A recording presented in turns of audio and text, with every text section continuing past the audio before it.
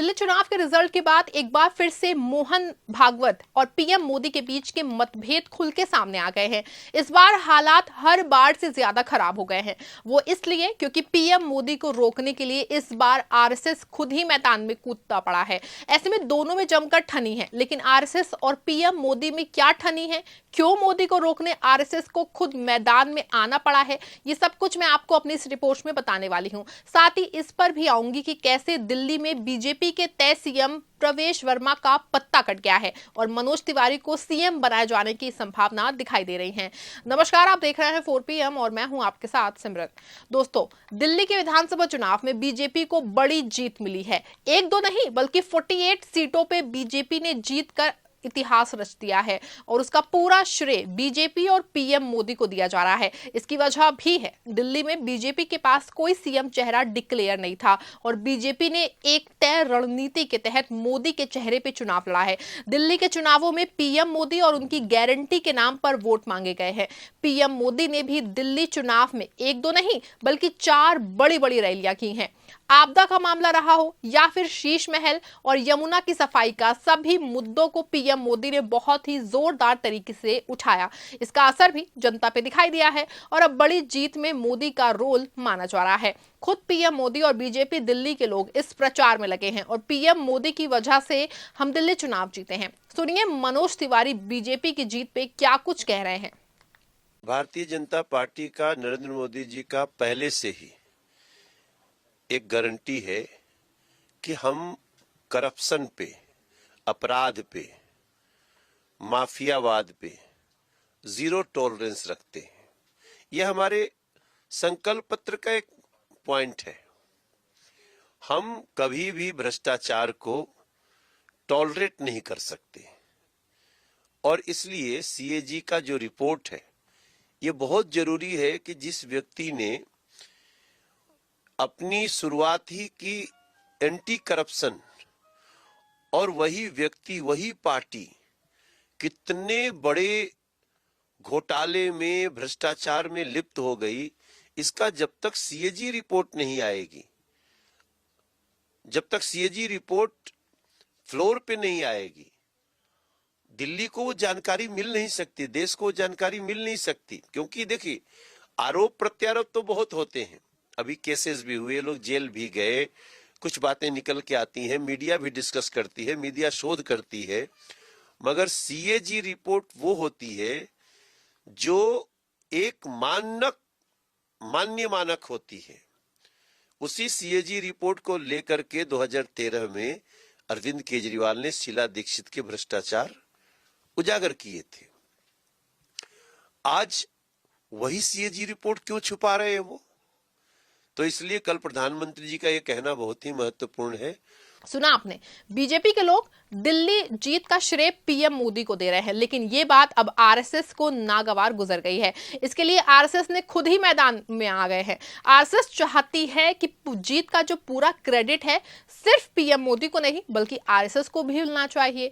दरअसल रविवार को टाइम्स ऑफ इंडिया के अंक में एक लेख छपा है जिसमें साफ तौर पे लिखा है कि हरियाणा, महाराष्ट्र के बाद दिल्ली के चुनाव में मिली बड़ी जीत में आरएसएस का बहुत अहम योगदान है। इस पूरे मामले की एक कवर छापी गई है कि कैसे कैसे दिल्ली में केजरीवाल को हराने के लिए आरएसएस ने रणनीति तैयार की है और किस तरह से केजरीवाल के खिलाफ प्रचार और प्रसार किया गया है। आरएसएस का दावा है कि दिल्ली की सफाई, साफ पानी, वायु प्रदूषण और यमुना की सफाई जैसे अहम मुद्दों को लेकर एक दो नहीं बल्कि दिल्ली में हजारों मीटिंग्स की गई हैं। मीटिंग में लोगों को ना सिर्फ जागरूक किया गया है बल्कि उनसे सरकार बदलने की भी अपीलों की बात की गई है। रिपोर्ट में यह भी साफ तौर पे लिखा है कि दिल्ली से अप्रवासियों को हटाने के लिए प्रचार प्रसार किया गया है। टाइम्स ऑफ इंडिया के अलावा पीटीआई के हवाले से भी खबर आई है। इस खबर में दिल्ली चुनाव में आरएसएस के साइलेंट कैंपेन की जो है वो बात की गई है। इस रिपोर्ट में एक आरएसएस के अधिकारी की ओर से दावा किया गया है कि दिल्ली चुनाव के लिए बीजेपी के पक्ष में बहुत सी साइलेंट कैंपेन की गई हैं। अधिकारी ने खुले तौर पे बताया है कि वो कैंपेन में मुद्दों को उठाते थे, लेकिन इस तरीके से उठाते हैं कि उन पर प्रचार करते थे कि सामने वाले को किसी तरह से ये ना लगने लगे कि हम बीजेपी के लिए प्रचार कर रहे हैं, बल्कि मुद्दों पे लोगों को जागरूक करते थे। लेकिन अब जब चुनाव खत्म हो गया है और बीजेपी की सरकार बनने जा रही है तो आरएसएस चुनाव की जीत को खुद भुनाने में उतर आई है। ये सब कुछ क्यों हो रहा है, इसकी तस्वीर पहले से ही बहुत साफ है। बता दें कि लोकसभा चुनाव 2024 के चुनाव के बाद साफ तौर पे आरएसएस और पीएम मोदी के बीच मतभेद उभर कर सामने आए थे। मोहन भागवत ने इस बात पे साफ ऐतराज बताया था कि किसी भी नेता को खुद को भगवान और उसके ऊपर बराबर बनाने की जरूरत नहीं है। भागवत ने इससे बचने की भी सलाह दी थी। माना जा रहा था कि सीधा कमेंट जो है वो पीएम मोदी के लिए था। आपको याद दिला दें कि जब देश में लोकसभा 2024 का चुनाव चल रहा था तो पीएम मोदी ने इंटरव्यू में कहा था कि वो नॉन बायोलॉजिकल है। ऐसे में ये बात साफ थी कि मोहन भागवत का इशारा साफ तौर पर मोदी की ही ओर था। इसके बाद से मोदी और भागवत में शह मात का खेल चल रहा है। इसकी नजीर यही से देखी जा सकती है कि किस तरह से आरएसएस खुद को मोदी से ऊपर बताने में लगा है। दिल्ली में विधानसभा चुनाव के नतीजों के बाद आरएसएस के बयान और रिपोर्ट से बिल्कुल साफ है कि आरएसएस अब अपने कामों को क्रेडिट पीएम मोदी के खाते में बिल्कुल भी नहीं जाने देना चाहता है। लोकसभा चुनाव के बाद हरियाणा का चुनाव रहा हो या फिर महाराष्ट्र का, दोनों में आरएसएस ने खुद ही क्रेडिट लेने की कोशिश की है। इसी के लिए बाकायदा खबरें आई हैं कि संघ के प्रचार से बीजेपी को जीत मिली है। अब यही कुछ दिल्ली में भी हुआ है। पहले दिन तो मोदी को क्रेडिट देने की धूम मची थी, लेकिन बीच में आरएसएस की एंट्री ने साफ कर दिया है कि सिर्फ मोदी की वजह से नहीं बल्कि आरएसएस ने भी केजरीवाल को सत्ता से हटाने में अपनी भूमिका निभाई है। ऐसे में बहुत हद तक साफ है कि दिल्ली चुनाव के रिजल्ट का क्रेडिट लेने के लिए आरएसएस चीफ मोहन भागवत और पीएम मोदी अब आमने सामने हैं। हालांकि अब इसको लेकर दिल्ली के सीएम के दावेदारी की भी बड़ी परीक्षा होने जा रही है। अभी तक ये माना जा रहा था कि प्रवेश वर्मा का सीएम बनना पूरी तरह से तय है। जिस तरह से जीत के तुरंत बाद प्रवेश वर्मा केंद्रीय मंत्री अमित शाह से मिलने पहुंच गए थे और जिस तरह से उनके और उनके परिवार के बयान आ रहे हैं उसमें कहीं ना कहीं ऐसा लग रहा था कि साफ दिख रहा था कि प्रवेश वर्मा को दिल्ली का सीएम बनाया जा सकता है। लेकिन अब माना जा रहा है कि प्रवेश वर्मा के सीएम बनने के चांस बहुत कम है, क्योंकि सीएम की कुर्सी उसी को मिलेगी जो संघ का आदमी हो। महाराष्ट्र के मामले में आप इसको देख ही सकते हैं।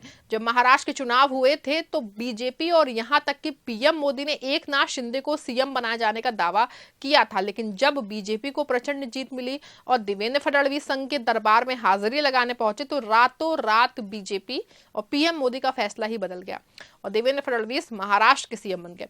यही फॉर्मूला दिल्ली में भी लगना है। दिल्ली का सीएम कौन होगा ये सिर्फ पीएम मोदी नहीं बल्कि आरएसएस की राय शुमार की जाएगी। ऐसे में प्रवेश वर्मा के बजाय मनोज तिवारी को इस पद पर बैठाया जा सकता है, क्योंकि आगामी दिनों में दो राज्यों बिहार और पश्चिम बंगाल में चुनाव होने हैं और दोनों राज्यों में बिहारी सीएम वाला दाव फिट हो सकता है। दूसरी ओर ये भी है कि दिल्ली प्रवेश वर्मा पर इसलिए भी बीजेपी बड़ा दाव नहीं खेलेगी। अगर वो पूर्वांचल और बिहार से खुद को अलग करती है तो ओबीसी ही अपना मुख्यमंत्री चाहेगी। माना जा रहा है कि मनोज तिवारी का नाम इसलिए भी तय हो सकता है क्योंकि मनोज तिवारी ना सिर्फ पीएम मोदी के खांचे में बल्कि आरएसएस के खांचे में भी फिट बैठ सकते हैं। आपका इस पूरे मामले पे क्या मानना है? आखिर क्यों आरएसएस खुद मैदान में उतर के जीत का क्रेडिट लेने में जुट गई है? क्या सच में प्रवेश वर्मा को हटा के मनोज तिवारी को सीएम बनाया जा सकता है? हमें अपनी राय कमेंट में जरूर बताएं। इस खबर को लाइक करें और शेयर करना ना भूलें।